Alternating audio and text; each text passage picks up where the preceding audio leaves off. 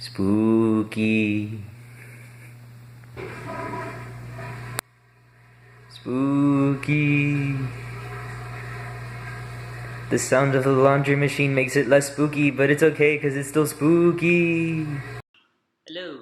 It's Halloween as I record this, so I have my spooky buddy with me. That's the extent of our Halloween decorations, I'm afraid. Nice. So this one happened a couple of weeks ago again, actually.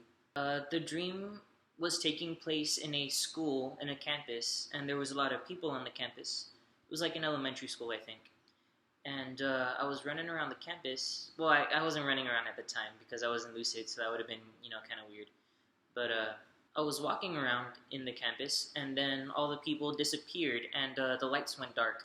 So I was really freaky. And these days, whenever a freaky thing happens, I usually do a reality check at least, and it's usually a dream because not that many freaky things happen to me in real life. So I did the reality check and saw that it was a dream, but I was still a bit concerned that the dream would be a bitch and like the doors would be locked and I would be trapped in the room, which wouldn't have been that much of a problem, I guess. But luckily, the doors were unlocked, as a matter of fact.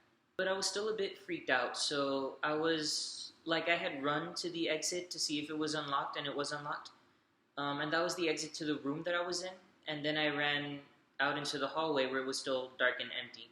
And then I ran towards the exit of the building, which was also unlocked. So that was, a pretty good streak right there.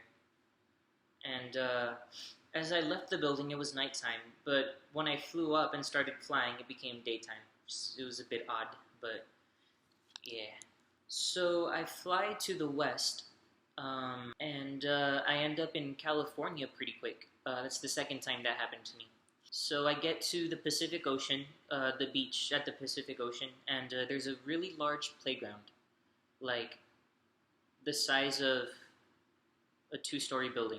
It was like an adult-sized playground, which sounds like the type of thing that they would have in California, actually. Anywho, I got there and I noticed these two shady-looking dudes in like a suit and sunglasses, like the Men in Black.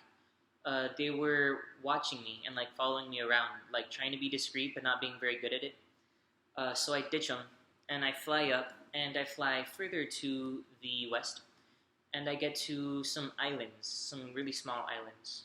And on this one little patch of land, there's like a really wise-looking surfer dude that has like shaggy beard and hair and is like, sunburned and stuff, but he's like meditating or something and he just looks really like chill. So I wanted to talk to him because I was like, you look cool. I like talking to cool people. But when I landed there, those two shady dudes caught up to me and caused a scene. And it ended up becoming like a gunfight that they chased me and the surfer dude into a building. And at that point, when it became like a really intense action scene, like I kind of was out of the picture and it became third person dream. So it was like I wasn't even lucid at that point. So this surfer dude is having a gunfight with these two suit-looking dudes that look like they're, CIA or someone. And then this girl comes in to help the dude. So she enters the building and she has two guns. But at that point, it went back into first person, like I was lucid again. Like I kind of, as I was watching this dream, I knew it was a dream, even though I wasn't in the dream.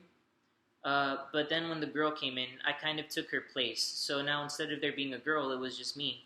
And it was in first person again. And I had her guns. So that was pretty chill. And I had an automatic pistol in the right hand, like the kind that you just hold down the button and it just like continuously shoots the bullets. And in my left hand, I had a shotgun, which normally you need two hands to use a shotgun, right? Thought I heard my parents coming home. So I said, well, why would I want a shotgun if I only have one hand to use it? So I was faced with the decision to either throw away the pistol or throw away the shotgun. And in hindsight, I should have chosen the shotgun, right? Because it's stronger, isn't it? I don't know. I'm not a gun person.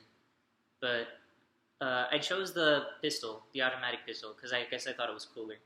And so I threw the shotgun into the air, And then in the sky I saw a helicopter flying by.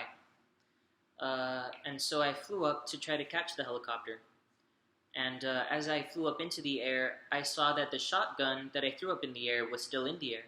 And it had turned into another automatic pistol like the other one that I had. So, like, I was in the air and I kind of flew over to catch it, and I caught it. And so now I had, two pistolas. But at this point, I didn't, like, really need them because I wasn't really involved in the gunfight anymore. So I don't know, like, I don't remember throwing them away or putting them in my pocket, but I guess I forgot about them as I was on my way to catch the helicopter. And since I forgot about them, they're no longer in my mind. They're no longer in the dream, so I guess they kind of disappeared. But anyways, I fly over to the helicopter and I catch it in my hands. So it's like a really tiny helicopter. It didn't look tiny at the time that I saw it in the air, but I guess, it was tiny. Actually, first it was like this big. It wasn't really tiny. Well, I guess it remained that big actually for most of the dream. But I caught it and I like punched the glass to be able to get in. And I got in. Like I was able to squeeze in. But when I was in, I then realized that only my head was inside the helicopter. So it was as if like the helicopter was like a helmet, like a Iron Man type of thing. Well, Iron Man wears a whole suit. I don't know any superheroes that just wear a cool helmet, but I guess that's me now. Anyways, so yeah, I'm flying with the helicopter on my head, and I'm kind of like the helicopter is doing most of the flying, and I'm just like dangling from the helicopter. But I'm able to steer the helicopter, like by turning my head down, the helicopter starts going down. I turn it up. So this is very convenient, very easy to steer. But that's all I remember of that dream. Yeah. I had not diligently prepared for this one, so, I lost my lucidity, pretty fast. But did last a while, and it was a pretty good one. So there's that. But yeah. Guess that's all for now. Hopefully I will do like a legit lucid dream that I prepared for and, I don't know, that I have more control of and that lasts longer. That'd be pretty cool. But until then, happy Halloween. Have a spooky time. I mean, by the time you get this, it won't be Halloween anymore because I'm not going to edit all of it and upload it today. But hopefully you had a spooky time on Halloween and you ate lots of candy and threw up all over the carpet. And yeah, that's all. Peace out. Spooky.